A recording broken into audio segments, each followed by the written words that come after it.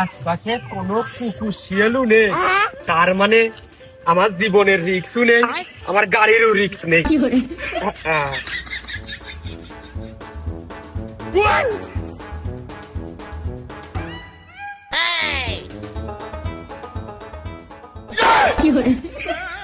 হে প্রভু মানুষ তো দূরের কথা, আশপাশে একটা মশা মাছি নেই।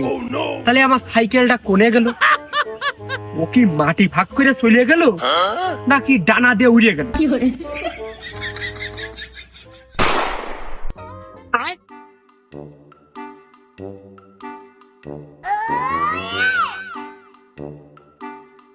ও ভাই, চা দুকন কে? ও চা ওই যে এটা আমি খাবো, আর ওইটা? এটাও আমি খাবো। ও আমি হয়তো দুদিন পরে মরবো, আগে মরলে কি ক্ষতি?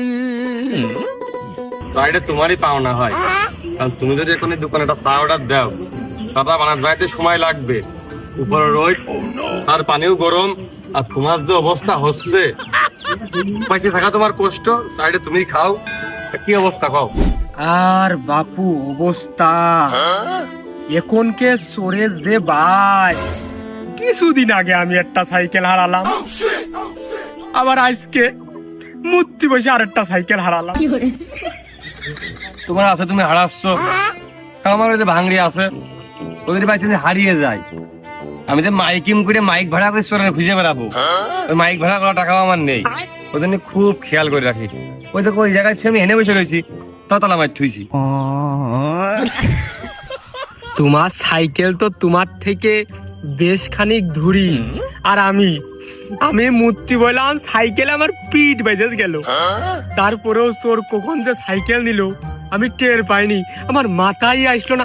আর তোমার যে সাইকেল সামনে রয়েছে, চোর যদি মনে করে সাইকেল চুরি করবো, তো তোমার টাকায় থাকা অবস্থায় তোমার সাইকেল থাকবে না।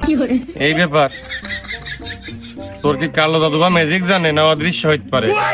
যদি তাই পারবে তাহলে ম্যাজিক খেলা দেখাই বেড়াবে, আরো বেশি ইনকাম, চোর হয়ে যাবে গেত্তি। দেখা যাক, আমি টাকায় থাকলাম। তুমি এলাকার ছেলে, তোমার সাবধান করতে হবে তাই করলাম, এখন তোমার উপরে সবকিছু। দেখো তুমি কি করবা। এই যে তোমার চা অবস্থায় কাপ থাকলো। মুরব্বীর তাকে হিট লেগে মনে হয় বুদ্ধি শুদ্ধি সব গেছে, সাইকেল আর হারিয়ে দুকন চোখের সামনে তো আবার নিতে পারে, ধরা পড়লে মাইকটা কিরাম খাবে।